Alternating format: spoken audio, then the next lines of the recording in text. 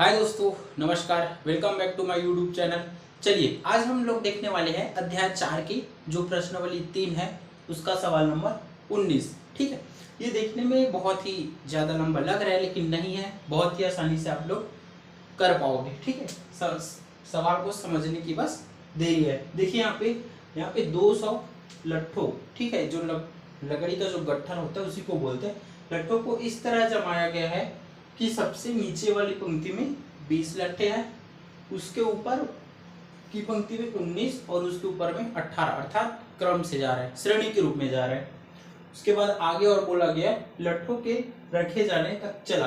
ये 200 लट्ठे कितनी पंक्तियों में रखे गए हैं। अब कितनी बोला है वो हमें पता नहीं है कि हम कितने पंक्ति में रखेंगे, तो हम उसको मान के चलेंगे। ठीक है, सबसे ऊपर की पंक्ति में कितने लट्ठे हैं। चलिए अब इसको हम एक एक करके करते हैं, ध्यान से देखिए। आगे देखिए, ध्यान लिख देना। माना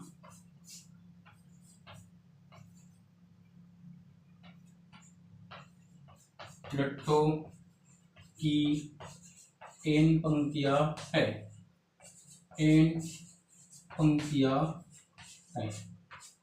ठीक है, यहाँ पे बोला है ना कितनी पंक्तियां, तो उसको आप n लेके चलिएगा। ठीक है, अब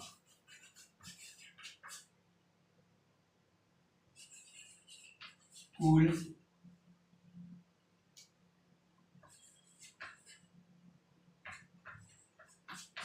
लट्ठों की संख्या।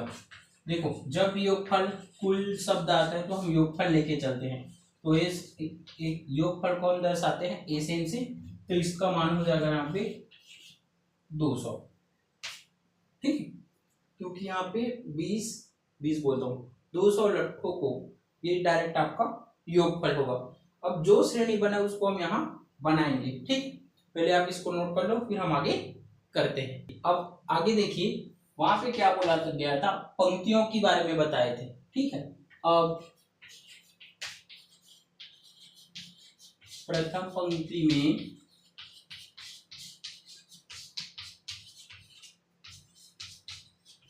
20 लट्ठे,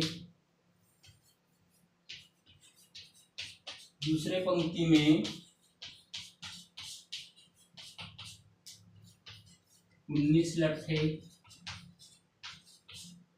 तथा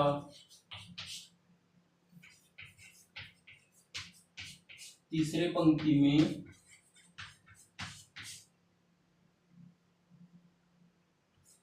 18 लट्ठे हो, तो ये समांतर श्रेणी के रूप में है। ठीक है, ये आपके समांतर श्रेणी के रूप में। चलिए अब इसको हम बनाते हैं। ये हो जाएगा पहले 20, फिर 19, 18, जिस n पंक्ति तक। ठीक है, चलिए अब आगे देखिए। अब इसमें प्रथम पद क्या होगा, प्रथम पद a का मान हो जाएगा यहाँ पे 20, सर्वांतर निकल जाएंगे यहाँ पे b का मान, द्वितीय पद माइनस प्रथम पद 19 माइनस 20 अर्थात -1। ठीक है, अब देखो a और d मिल गया। अब हम डायरेक्ट इसमें मान रखते हैं। अब n पदों का योगफल, n पदों का योगफल। ठीक है, क्या होता है इन पदों का योगफल, एस एन बराबर n/2 2a प्लस n-1d, ये आपका योगफल के लिए सूत्र होता है। ठीक है, अभी n पदों का योगफल के लिए, क्योंकि आपको 200 लट्ठों का निकालना है और 200 लट्ठों के निकालने के लिए हमें जोड़ना होता है, और जोड़ने के लिए हम योगफल का उपयोग करते हैं। ठीक है, चलिए इसको हम आगे करते हैं और आपको क्लियर हो जाएगा। ठीक, चलिए आगे देखिए। अब यहाँ पे देखना एन का वैल्यू आपका कितना है, यहाँ से हमने देख लिए थे एन की वैल्यू, चल पहले कर लिए थे, कितना था वो, टोटल योगफल आपका 200। ठीक है, एन का मान नहीं पता, रहने दो, यहाँ पे आ जाएगा 2, ए का मान यहाँ पे कितना है 20 प्लस n-1, डी का मान यहाँ पे -1। ठीक है, इतना कर लोगे। चलिए आगे देखिए, अभी देखो ये हो जाएगा 200 बराबर n/2। देखो 20 का 2 से गुणा करोगे तो 20 दूनी कितना हो जाएगा, ये आपका 40, और ये हो जाएगा -n एकम n, और माइनस माइनस का गुणा प्लस 1 एकम 1। ठीक है, इस दो का इधर गुणा कर दो। अब जो संख्याएं भाग में होती है उसका आप गुणा पक्षांतर करोगे तो वो गुणे में चले जाते हैं। इधर बच जाएगा आपका n, ये हो जाएगा आपका 40 माइनस n, प्लस माइनस का माइनस n, और प्लस प्लस का +1। ठीक है, अब ये हो जाएगा आपका 200 का 2 से गुणा करोगे तो ये हो जाएगा आपका 400 बराबर n, ये हो जाएगा आपका 40 में 1 जोड़ दोगे तो ये हो जाएगा 40 माइनस n। ठीक है जी, इसके बाद ये हो जाएगा आपका 400 बराबर n का अंदर गुणा करोगे तो ये हो जाएगा 40n, और ये माइनस n का गुणा हो जाएगा n के घात 2। ठीक है, ये आपका पूरा समीकरण के रूप में बनेंगे। अब इन दोनों का इधर पक्षांतर करो, ये हो जाएगा n के घात 2, ये माइनस में है, इधर आके क्या हो जाएगा प्लस, और ये प्लस में है, इधर आके क्या हो जाएंगे माइनस 41n, और ये प्लस 400 अपनी जगह ज्यों करते हैं, और इधर कुछ नहीं बचा मतलब 0। ठीक है, ये समझ में आया। n² पहले इसीलिए लिया क्योंकि घातों के हम घटते क्रम में लेते हैं, तो n के घात 2 पहले लोगो लेना, फिर n लेना, फिर बिना n वाले। ठीक है, इसको नोट कर लो, फिर हम आगे करते हैं। देखिए अब यहाँ पे आपका ये गुणनखंड के रूप में आ गया है, अर्थात हमें दो संख्याएं ऐसे सोचना होगा जिसको हम गुणा करेंगे तो आपका 400 आना चाहिए, और उसको जोड़ने घटाने पे 140 होना चाहिए। ठीक है, जब भी इस प्रकार का कंडीशन आए और बड़े संख्या हो आपका, ठीक है, तो उस स्थिति में एक चीज याद रखिएगा,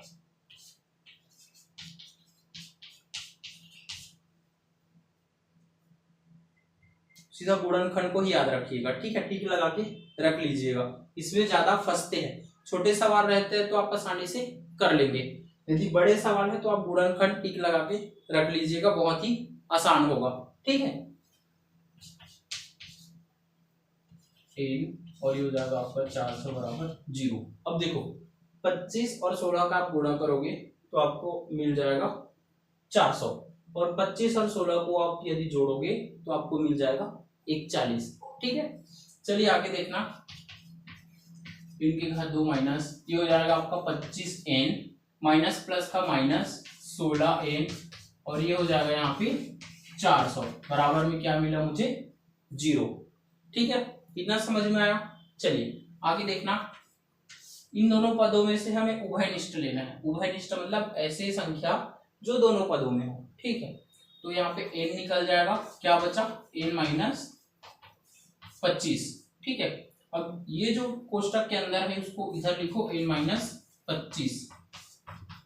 अब हमें तीसरे पद से मिलाना है, ध्यान से देखना। ठीक है, यहाँ पे 16n है और यहाँ मुझे सिर्फ मिला n, तो क्या बच गया यहाँ पे 16, और इसके सामने क्या है माइनस। ठीक है, अब यहाँ पे हो जाएगा आपका n-16, एक बार कोष्टक के बाहर वाले ले लेना और एक बार कोष्टक के अंदर वाले ले लेना। ठीक है, बराबर 0।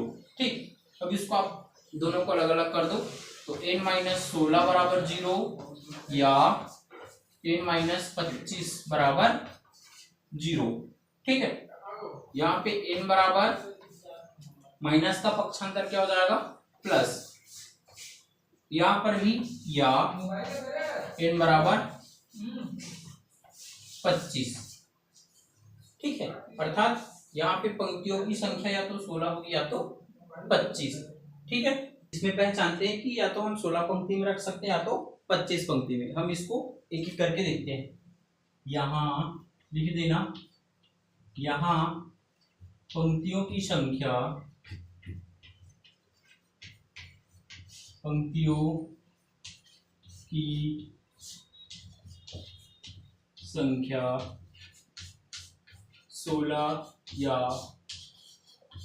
25 हो सकती है। आपको अभी यहाँ पे अभी पंक्तियों की संख्या की संभावना कितने हैं आपके पास? 2, या तो 25 हो सकती है या तो 16। ठीक है, चलिए अब इसको हम एक एक करके देखते हैं। यदि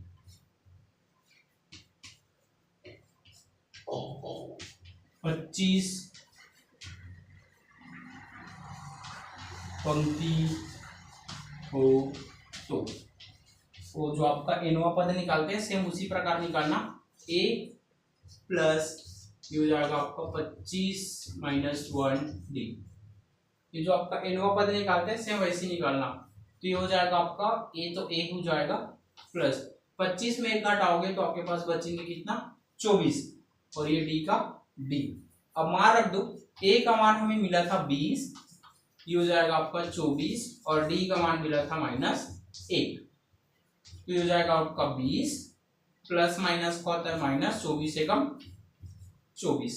ठीक है, तो 24 में से आप 20 घटाओगे तो आपके पास निकलेंगे क्या? -4। यहां पे लिखना है ना, अतः 25 पंक्ति में लट्ठों की संख्या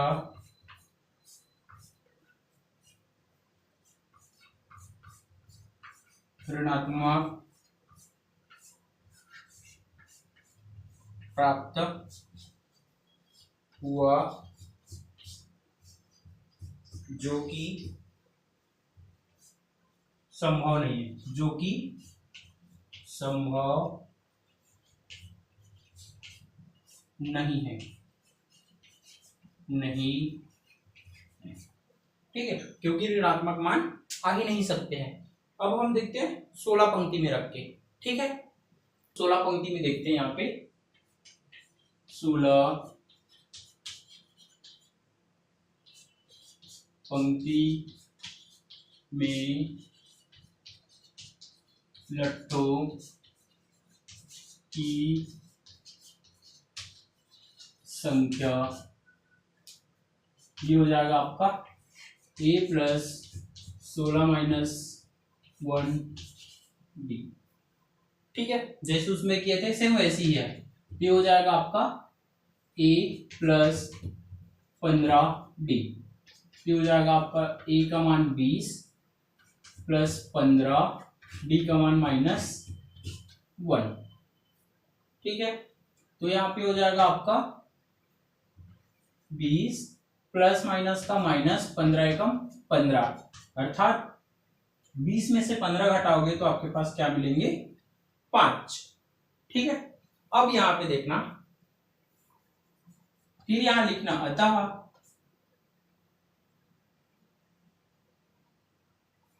पंक्तियों की संख्या, पंक्तियों की संख्या 16 तथा उसमें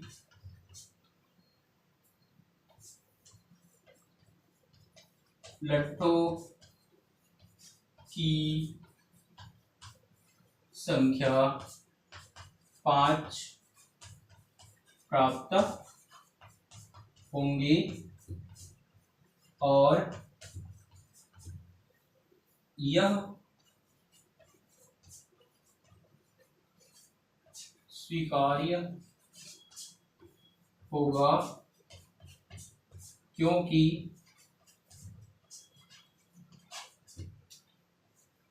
यह धनात्मक है, यह आपका धनात्मक है।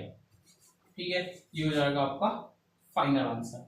ठीक है, तो आपका जो संख्या शुरू में दिया है आपका 200, वो आपका सबको जोड़ के मिला के दिया है, तो सबको जोड़ते हैं तो हम उसको योगफल लेते हैं, ठीक है, वहीं से आपका इस सवाल का हल मिल जाएगा। थोड़ा सा ध्यान रखिएगा।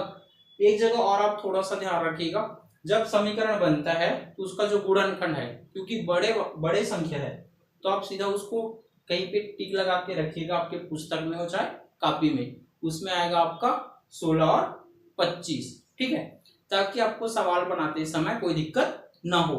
ठीक है जी।